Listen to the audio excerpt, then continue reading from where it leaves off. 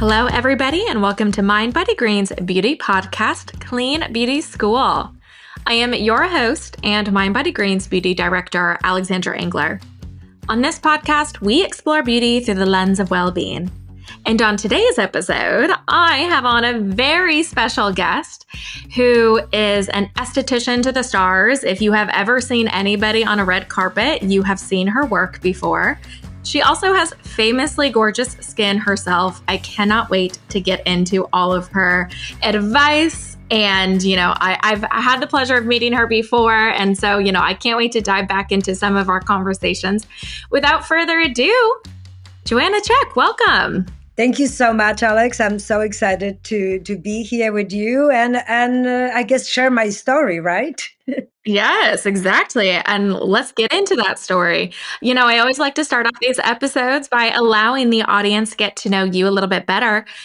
What was your journey into the beauty industry?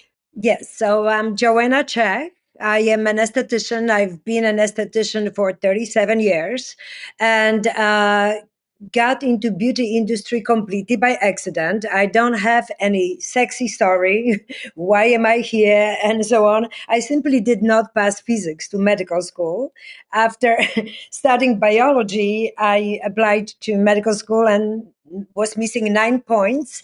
And that year we had 20 people per seat, right? And it did not work. Then I started taking tutoring in physics to thinking about reapplying to medical school. But in the meantime, I passed tests to get to Beauty Institute in Poland. That's where I'm from. That's where I'm born and raised. And to get to Beauty Institute in Poland, you had to pass biology and chemistry as well. I was prepared quite well on kind of medical school level. So I did great. Started studying physics to thinking about that I will be reapplying. But after 3 months of studying anatomy, physiology, and pathology of a nail plate and being 21, I felt that I'm a genius, basically, and I know it all, and I'm a doctor, and I'm going to proceed with that beauty school. So exactly 12,760 hours later, that's over 2 years, I became an esthetician and not a doctor, but I remained that inquisitive esthetician. So Sure. And I love hearing about your background, and I want to know, how did you develop the practice that you have now? Because you are very famous for, having such a unique approach to skincare and also, touching the faces of some of the most famous people on earth. How did you form the practice that you have today? What was that journey like? I think that before I got to this journey, I will go for a second to my background a little more. I realize more and more, and when I'm hearing now just my mom's stories and whatever I remember from the stories of my aunts or uncles or even my friends, as a little girl, I was never that person who would brush the hair of their dolls or so on. I had to be the one who would put bandages on their legs or their arms. I had to be a godmother to every animal and every doll. So I guess I had in me that kind of caring personality always, maybe where I come from. Maybe the fact that I come from the parents who survived the Second World War. That was forming my personality right there at home. And then I also became an athlete. Since 6 years old, I was chosen to sports schools. And then for next 12 years, I was on this junior level competitive runner, 5K runner. I was second shortest basketball player. So I think I was always very aware of the needs of the body. And at that point was on very particular level. I had coach, I had trainer, I had physical therapy, but I needed to know how to support my body for the best performance. Back in Poland those days, we had one cream. I knew that I have to protect my face when it's freezing outdoors, so I will not have broken capillaries. So I knew those facts, and kind of I was growing with all of it without knowing that I will be preparing to take care of people, really, because I don't know if I knew then yet that I want to be a doctor, or I wanted to be a singer too. However, I sing. I love singing. So, and I could play piano, and I was singing in choirs. So I do have good musical or language kind of ear. Then, so I did really, when I actually, I'm realizing it right now talking to you, that I think I was forming already since the beginning to be that caring person, analytical person, trying to understand humans' body. Because when we just going to get back to skin right away now, that's not it. It's not just that surface. It's not. It takes a lot of discipline. It takes a consistency. It takes so much more than just skincare, what we understand through it. That skincare, it's about 30%. 70% is our lifestyle. So that's where it all begins. I'm completely not answering your question, but that was super important. I think it is super important to understand that. Yes. Um, yeah, so I graduated Beauty Institute in Poland. I was there an esthetician for over 2 years, and then after arriving to United States in 1989 as a 25-year-old esthetician, I worked in two smaller places, and then ended up in 1995 at Paula Break Salon and Spa, and that kind of hit that moment of my name starting resurfacing. That's when I got a little first credit for actually doing manicure pedicure on Trish Goff, one of the models. And I did not know even that I got that credit. That was cover of December issue of Vogue. And it said Joanna Czech manicure pedicure. And this is kind of important information. Back in Poland, we are prepared to treat your whole body. Manicure pedicure as a medical treatment. I could do brows, I could do body treatment, I could do skincare. So you waxing, any depilatory treatments. So you really prepared for it all. And that's how it initially began. I was doing those almost surgical manicures, pedicures, and that's very often clients says, "Oh my God, and you do skincare? If you do skincare the way you do your pedicures, I want it." So that's kind of how very often began. And that was that moment that the word of mouth started working. And Alex, I really enjoyed that part a lot. Because that was super surprising hearing all of a sudden from Miramax in London that they want me to be part of Kill Bill or and I'm like, how did you even? And that was probably Natasha Richardson, late Natasha Richardson, who told Uma, and then there were those requests. So it was a little different word, but I really loved that word of mouth machine. It was very, very solid. Um, I, I don't know, how did I get to this moment? Loving what I do, completely, passion, being very inquisitive, loving science behind it all, learning on daily basis. I learn. I study only these days as much as I have any energy left for. I would love to. I mean, I always say if I could make money by studying, I would be very wealthy person because I just love getting new knowledge and I learn every day something new. I'm very open to all those things, but I also love teaching. So part also where I am, another part of it, I love teaching. I love educating clients very much so. And I love educating estheticians in my studios, the New York one and Dallas one, or wherever I work, there is always another technician standing next to me and observing case by case what I do, how do I approach the client, which we might get to it, right? And also, they are never two facials, that they are the same. So they get the best lesson, besides the fact that I share my 37 years experience, even just the way how I communicate with clients, things that are never written in any books.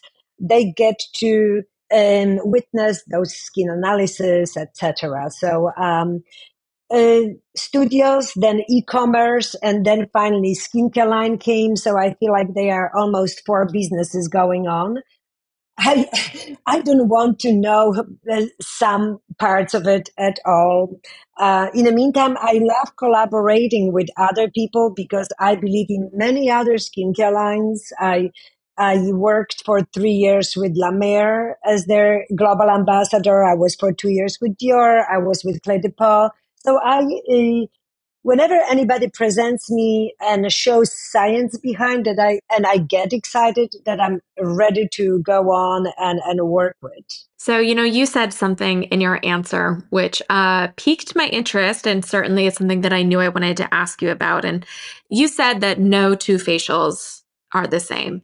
And that really speaks to your highly individualized and highly personal approach to skincare.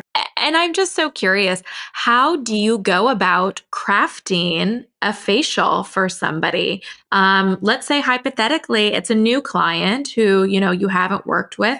What are the questions that you ask, and what are the steps that you take to craft something for them? Any studio that the clients walk in, or my working room, because that could be suite in the hotel if we have events, it could be who knows what, or it could be simply studios. Right away, there is extension of me. I tend to offer espresso because I'm a crazy Nespresso drinker and supporter. I think I had the first machine that appeared in United States 15 years ago. It was only one model available. So it starts with that's only what I can do in the kitchen. I'm great in making all sorts of coffees. I offer that there is a hope or chance for water. And yes, we do have herbal teas, but I always offer water or espresso. And then there is particular music that plays in my rooms.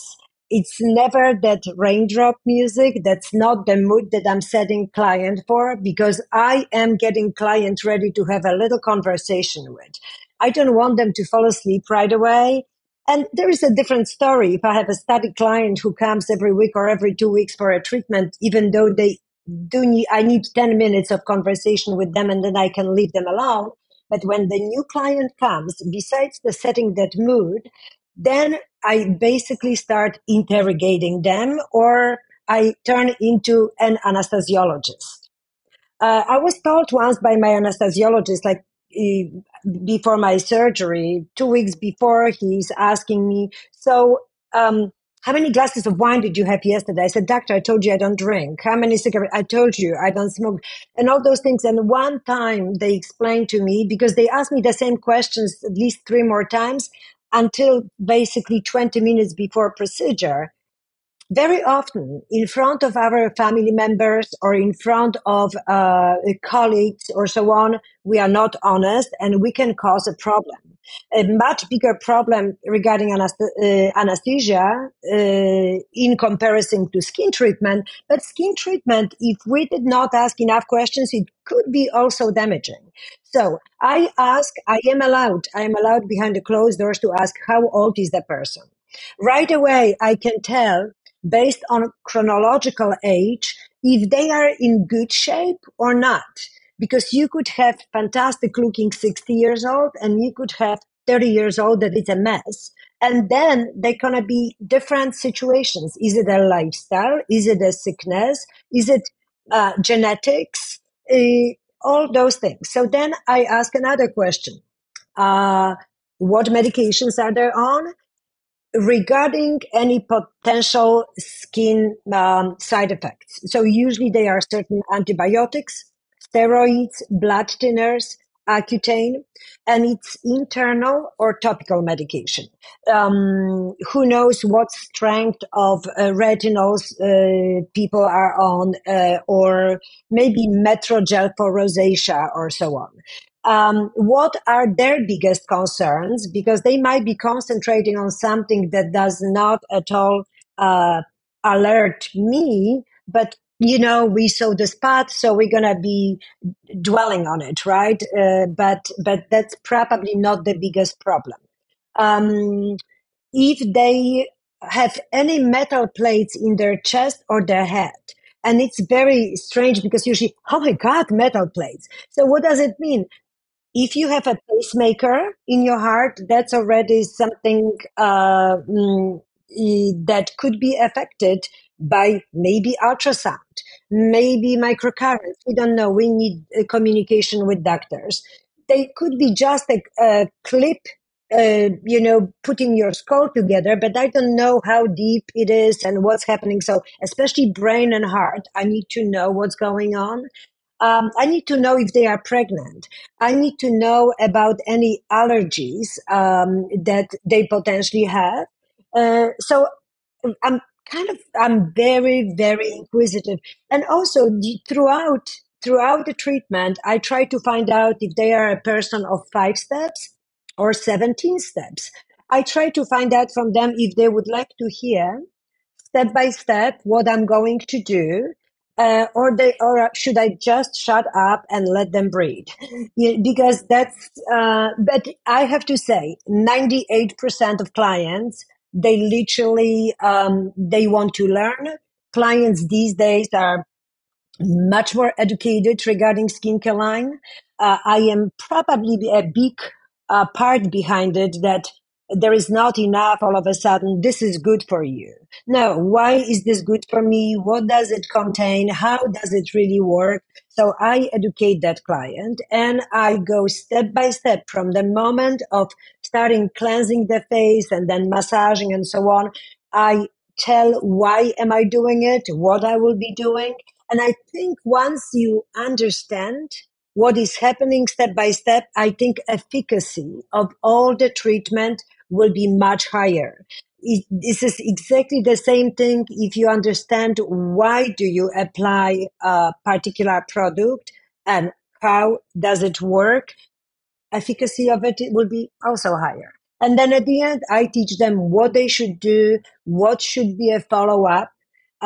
We create personalized prescriptions for clients. Everybody lives with prescription. Either they buy the product or not. We offer FaceTime consultations. That's something that definitely grew and got so much popularity during pandemic. I always been doing it, but it got to really a very, very busy time. Within about 8 months, I had 1,600 FaceTime consultations in about 35 countries. It kept us going. It really kept our e-commerce busy. And yes, that's how we kind of survived. Everybody was doing whatever they could. So I don't know if it answers your question. It does. Yeah. I don't have plans, it's very, I am strategic to a certain extent. I know what technologies I can offer. I know what skincare lines I will be potentially using during the treatment, but what treatment I'm going to perform, I don't know. And I definitely don't allow clients to request unless that's a series of massages or series of peels or series of microcurrent treatments. And we both agree on it and we have a certain goal and we have certain amount of time. That can change. That can change too, because maybe within the 6 weeks of treatment, on the third week, person is pregnant. So I still keep asking the same questions over and over again. That's never, I know it sounds so boring, but I recommend to everyone, to estheticians and experts, just being very inquisitive, because that could prevent many mistakes. Sure. You are so well known for being, so educational during your facials and just in general. You have such a passion for uh, helping people care for their skin on a day-to-day basis. And as you mentioned, people are so much more educated now, right? Um, and I'm curious, and so I want to ask you about this. I am sure that's a little bit of a double-edged sword, right? Having people who are so educated come in because there is a lot of misinformation out there, right? And so maybe they are educated and maybe they're so hungry for knowledge, but maybe they've heard some bad information here and there. I'm curious, what are some of the bigger misconceptions that you hear when you're talking to people, and how do you correct that information? So one thing, what I noticed, people pay attention to trends in the skincare. I don't believe in trends in the skincare. I know that might sound weird, but I believe that skin needs what it needs. It is the largest organ in our body. When you flatten it, it has 2 square meters. When you weigh it, it's about 3 kilo weight, ordinary size of a human being. And it has 25% of immune system. So we need to take care of that organ. So I don't know what new fascinating things will be really helping it if the skin needs particular skin builders, which is usually vitamin A, C, E, niacinamides, ceramides, particular peptides, hyaluronic acid, and we are kind of done. These are the most important basics. If somebody is talking, the common mistake is doing what your girlfriend does. This is such a common mistake because what the girlfriend needs, and this is also that question that we get asked on DMs or on IG, and what did you do on her? I mean, really, you shouldn't be concerned because most likely I won't do it on you. So, I mean, that's, I could, if they ask about technology, absolutely. Is it going to be step by step the same treatment? Really, it will not be, because even Alex, if I would take care of you today and I will see you in 3 weeks, whether in New York will be different, and maybe you will have your red carpet, or listen, red carpet is every day for every single person. We all want to look like we want to have skins like red carpet. So, but also we can address certain problems first and then get to those red carpety treatments. So, what other misconception is there that yes, really, trying to get educated. So there is tons of marketing going on, talking about anti-blue light serum. Uh, Plus, please put your vitamin C or even ACE, and you are protected. And also, that blue screen really, it doesn't do horrible things on your skin, because actually air conditioning from that room does much more worse than the blue screen. Blue screen might tire your eyes. Okay, you're going to have to explain that a little bit more to me. What is the air conditioning doing to my skin? Air conditioning to your skin is affecting pH of your skin. Fascinating. Yes, the changes of the weather. Yes, when you are in a hot room and then all of a sudden it's a cold air, or changes of the temperature, and those confusing temperatures for the body affect pH of the skin. If pH of the skin is affected, automatically lipidic layer is unbalanced. Then we are experiencing transepidermal water loss.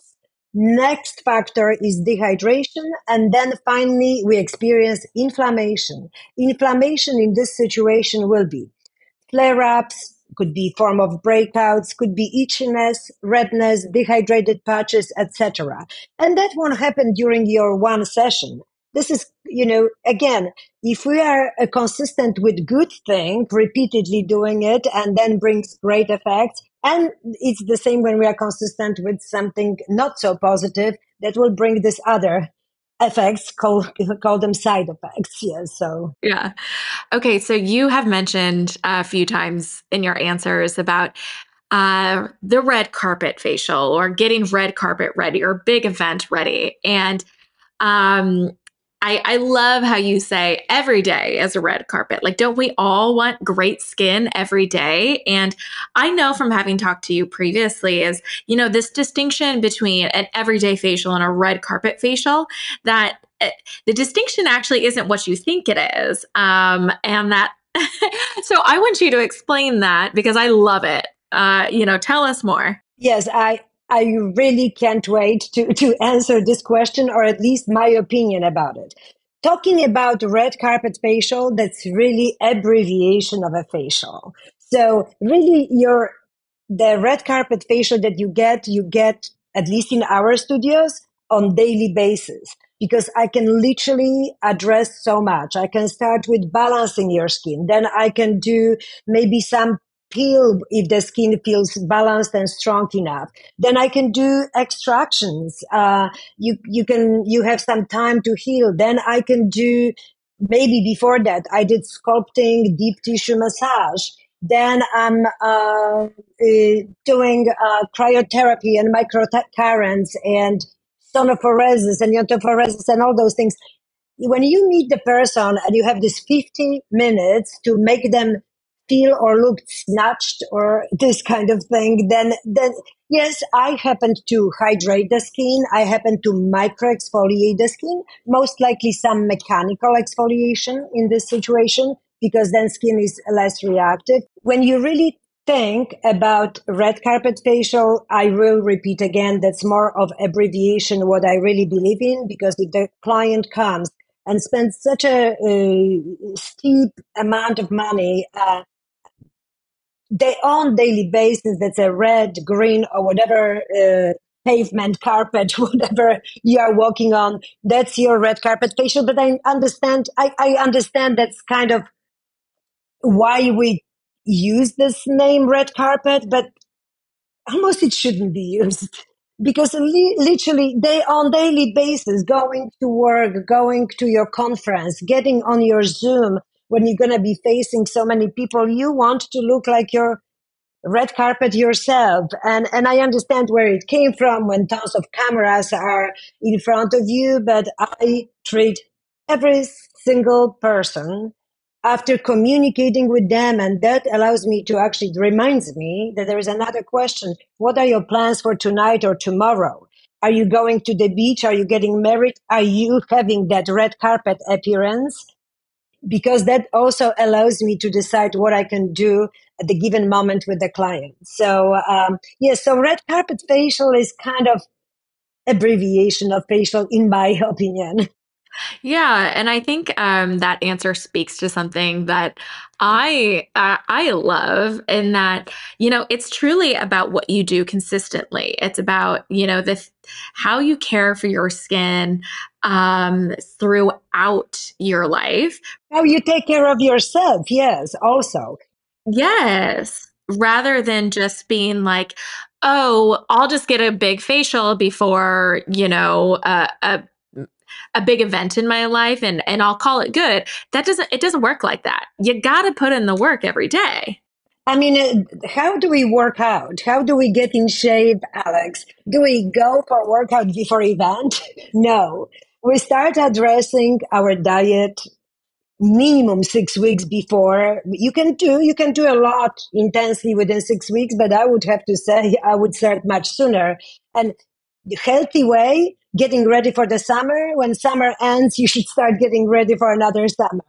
Regarding body, really being consistent on daily basis with your face and body routine, because if you don't take care of your body, your face will show it as well. With intuitive diet, I do really love Dr. Gundry anti-inflammatory approach. I think it has a lot to do the way how we feel and look, especially skin, when we avoid sugars and dairy products and so on. But really taking care of yourself, and for this vanity part to really show it, you need to take care of the body. Um, from the workout, through body massages, through the proper body routine, but also even deeper, it's really what we put into our body. I believe in this anti-inflammatory diet suggested by Dr. Gundry, that definitely, reducing amount of sugar and dairy products helps generally for the body, for your digestive system and the way how it operates, but definitely for the skin. Reduces the glycation process. There is such a thing like premature aging that we can very often see. It's called glycation, when not eliminated and not digested sugar attaches to collagen fibers and causes this premature little lines, causes dehydration and fragility of collagen. So this is when it's excess sugar, but that also depends on our metabolism. So proper diet, proper amount of water, and of course proper sleep and relaxation. It takes a lot, and then we are that final touch, that vanity. But yeah, again, healthy skin is not about just applying moisturizer. It takes time, takes discipline, consistency, and also when do we do it? The main moment taking care of yourself, especially skin, as a face and body, is the nighttime. Nighttime prepares you for a moment of, I should say, at the nighttime, efficacy of the products applied on the skin as a whole, it's increased 50 to 60%. Also at the nighttime, we have a main water loss. So we want to put all the moisturizers, all the hydrators to not wake up like dry prunes in the morning. That's very important. Daytime, it's moment of protection. So we want to make sure that yes, there is a glow, but there's also a SPF or maybe tetrapeptide defense that protects you from heat-induced hyperpigmentation. So that kind of, it's very important what and when, and makes also a difference. Yeah. I I love that you acknowledge the lifestyle component because it is such a vital part of this bigger picture. And that's certainly something that we believe in here very much at Mind Body Green. So I love that we share that overlap. But to go back to the in-office options for a moment, I am curious, what sort of tools and technologies are you using right now? And, what sort of innovations pique your interest that are perhaps on the horizon? Just because, I feel like this area of really like professional grade, high technology skincare treatments, it's truly just exploding and has been flourishing for the past few years. So I'm curious to see what you're using and what you love. These days, yes, and especially due to Instagram. So I would say last 10 years, we think that there is so much innovation and novelties and so on. Let's say the LED light just exploded within the last 5 to 7 years. I've been using it since 1995. So it's tricky thing. Then we are talking about, actually, they call it scrapers, and it's really ultrasound water peel. I brought it from Poland in 2002. Diasonic, that high frequency currents post extractions, forever existed. Those currents are called Darsonval currents, and that's been as long as aesthetics. Whenever Darsonval came out with those currents and they realized that produces ozone, it was used as an antibacterial treatment, not novelty at all. Microcurrents, different forms of it are being introduced, different shapes of electrodes are being introduced, but there is still microcurrent. Massage is our general muscle stimulation, stimulating blood flow, moving hemoglobin to spread oxygen all around. And that's our technology, our hands. It's still my favorite technology. And then ultrasound has been used more and more in skincare, but also I've been using it for at least 20 years to push the product faster into the skin, to tighten the skin. Cryotherapy became more popular. Used to be ice cubes, and now we have cryotherapy machines. So I don't know what is so new, really. Yeah. So you're saying that we all need to catch up with you. You know what? I am Polish Catholic, so I can't sound like that. but I am excited about new looks. I am excited about sexy looks. About, machines look nicer these days. They were very simple. They still were they had great efficacy, but now they are very pretty looking. And I'm looking forward, to change to maybe smaller cryotherapy machine or so on, just something. So we're still working on it. They are combinations of technologies like LED light combined with sound. Thanks to that, we can stimulate ATP energy. So the results of the treatments are longer lasting. So they are a little adjustments. I love the fact that people kind of find me these days, which is I feel very, very honored and lucky. But I'm inquisitive. I ask a lot of questions and learn. I learn a lot, going to Poland. And then, so I get all the European market from there. And estheticians these days, they have even, they got into the, uh, point that they graduate with master's degree. So it's another level. Yes. So I learn a lot of there, I have to say. Yeah. We've talked about that very briefly, is just the difference between, Americans' view on spa treatments, quote unquote spa treatments, or, facial treatments versus Europe, and, how much more advanced Europe and other markets are compared to the States. And I find that just so fascinating. There's such a reverence in Europe, whereas in the States, it's seen as a luxury, or, something that maybe is a little bit more frivolous. That's exactly, but that's when and also what I would love to change, and my first step I just made last week, Alex, by introducing Joanna Czech method at Blackberry Mountain. Okay. Yes, it's a great resort, fabulous place. And we always associate resorts and hotels that's going to be just fluffy facial. They're going to change one mask and they will rinse it off. They will put another. They will step out and they are still snoring. And that's when we talk about that those effects are not long lasting. So literally, I did train 4 technicians with my method. They offering technology that I use. They're going to be using 3 main skincare lines that I use during my treatments. And they will be offering facials with proper effects. So actually client who's going to be leaving, I'm not sure if they're going to be really relaxed, but they will see the difference and they're going to be educated and they will leave the room with a little prescription for the night and the daytime for the face and the body. So this was the training. So I want to change that idea that you go to the hotel, like, what should I expect, right? No, actually, you might expect and get very educated.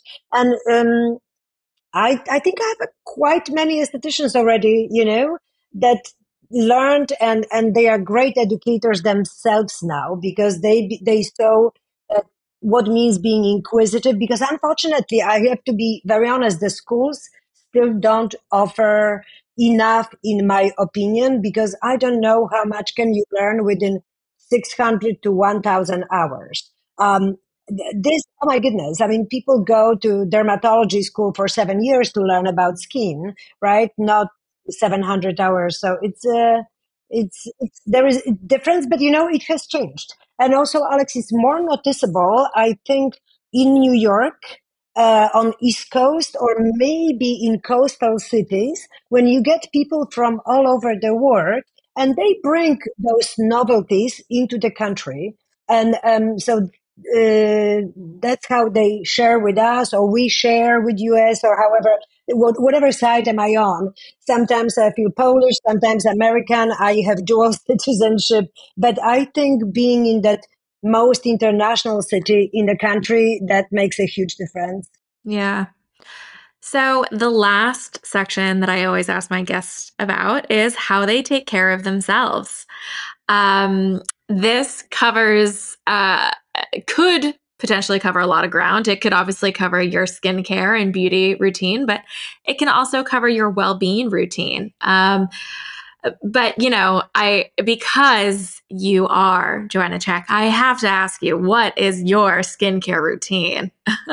Okay, I will start with my evening. So I will start with the superficial part, with my skincare routine, right? I come back from work if I'm on land, if I'm not at the airport, or let's say I'm in New York or in Dallas. I'm now in New York. I come back from work or the day is coming to the end, and around 6 or 7, usually I finish, depends on the day. Come back, the first thing, I take a shower. This is the very first thing. I apply my body routine, and my body routine during the shower, I use my necessaire body washes. So I will get to details. I love because they have those either fresh scents and kind of unisex or simply no scent. I use Biologique silicone gloves to massage all the dimply areas. And I don't know the girl without those little dimples that we call cellulites. That does not remove them within one shower. But if I've been doing it since I was at least 30, that's been for a while. And cumulative results again work. So I massage, removing my gels, rinsing my gels off. And then I apply 2 products when I'm out of the shower. It's acidic dermalac lotion by Environ Skincare line from South Africa, followed by body oil with vitamin A, C, E, also by Environ. They are the most important things that my skin needs. After the shower, I usually have my supper, and that thanks to my husband, he is a chef in our home. I'm a coffee maker. So we have our supper, then I do my face routine. And my face was already washed under the shower.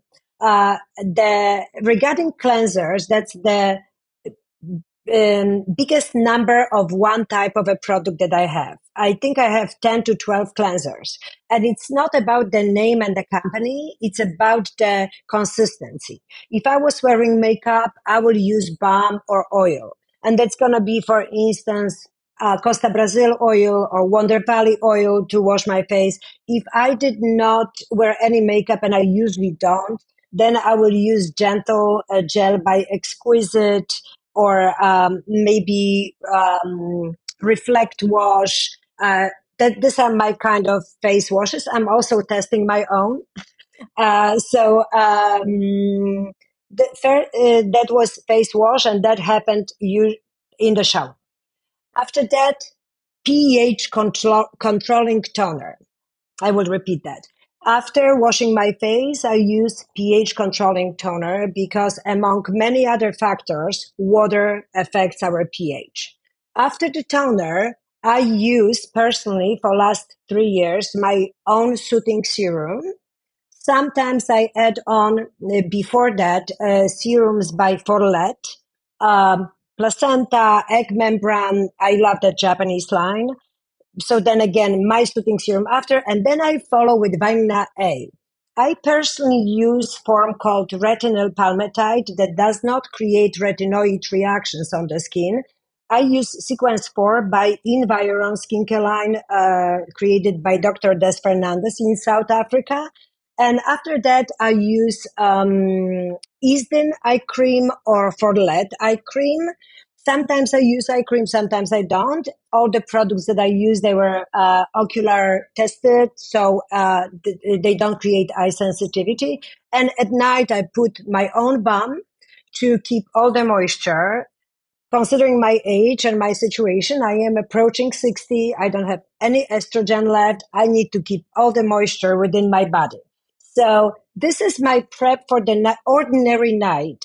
Sometimes I add over revival mask that I sleep with, and it's a great brightening treatment when you wake up in the morning. Um, every other night, if I have more time, I do use Lima laser as a treatment. I use New Face microcurrent, and I use my own massager. My own massager, I basically use every single day because I could have my routine on or not. The rollers are rolling, and you don't need to worry if you had a product on or not. I call it Netflix friendly. When I take care of my face, I have my Seluma LED light on my knees or on my belly, because I want to tighten my skin wherever I can. That's what happens when you approach 60. And that would be my nighttime general routine. It switches because sometimes it's an extra mask, sometimes it's maybe a little touch of exfoliation that I would use, maybe a little stronger acidic toner by Biologique, or Forlet exfoliating toner.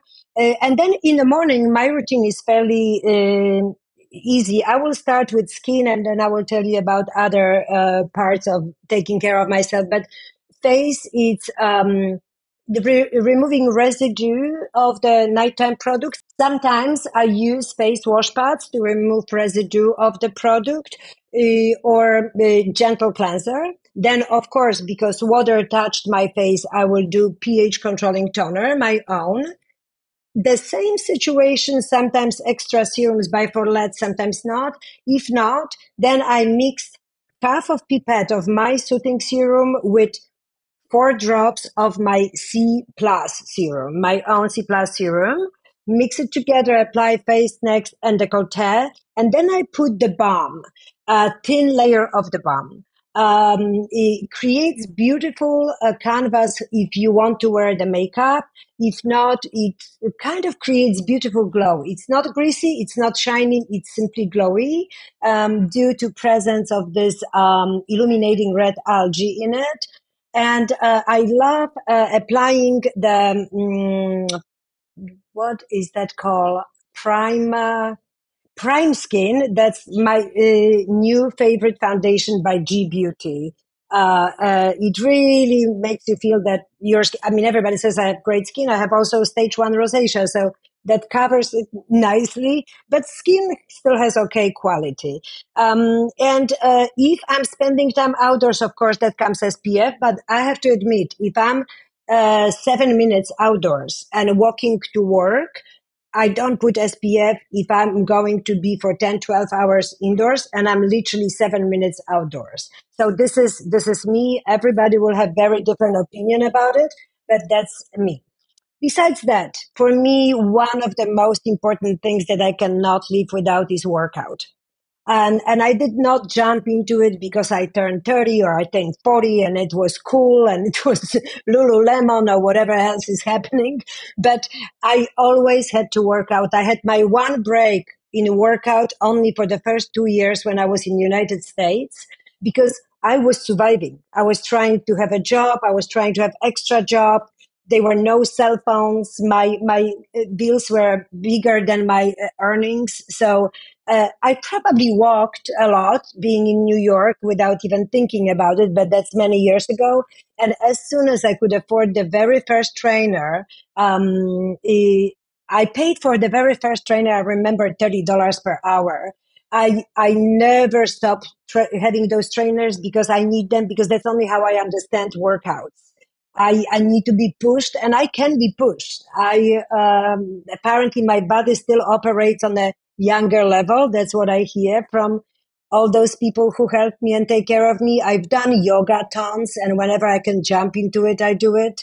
Among my favorite workouts is kickboxing because addresses all of the body parts and my favorite cardio. I love still singing to myself and dancing. Dances you guys can see probably on Instagram. Even I make idiot out of myself. At least I'm certain that I do it according to the rhythm. The movements are not smooth, but I love it. This makes me feel so good. I get body massages. I love talking to my therapist. I love talking to my therapist, and I don't know, judgment or not, I still help myself with anti-anxiety medication that I decided to stay on forever because I probably will not get pregnant. but that gives me some cushion because I suffered from major panic disorder as a young adult and was always that kind of anxious person. But what I experienced physically going through this panic disorder, that's something that I don't want to experience. Never changed the dose, remained on minimal dose. And my doctor said, Joanna, this is not working. I said, it's working. It's working for me. So I love talking also to my therapist. I think all those little bits and pieces are super important. And I'm also a therapist for many of my clients. And I learn so much on daily basis. I mean, sometimes talking about certain conditions, certain sickness, it makes you more aware, and then you all of a sudden go to your doctor, and that saves you, because that's what happened with my breast cancer, for instance. I went for my MRI sooner than I should have, and that's what saved me for now. So that kind of thing, all of it. Yeah. And food, and good food, as much as I can. When you travel, it's unfortunately not the easiest way to do it. But for instance, when I land in New York, I order right away. For as many weeks as I'm here, I order daily dose. And they really make it so personalized for me. They know that I don't, I am not against eating meat, but I don't love it. I don't digest it easy. So they make it sort of fish based, and I get a little extra muffin there. So I love daily dose uh, as a food approach. It's also anti-inflammatory diet. Yes. Well, you are a woman who practices what she preaches, it sounds like. I definitely try. Well, I just want to say thank you so much for joining me today and having this conversation and sharing all of your insights and your wisdom with us. I know that our listeners will be thrilled that you were able to join us today. I know I am. I always look forward to hearing your advice, however I can get it. So thank you so much for joining me. Alex, thank you so much for having me. That was absolute pleasure. And whenever you find a moment, come for a little slapping in New York. Yes.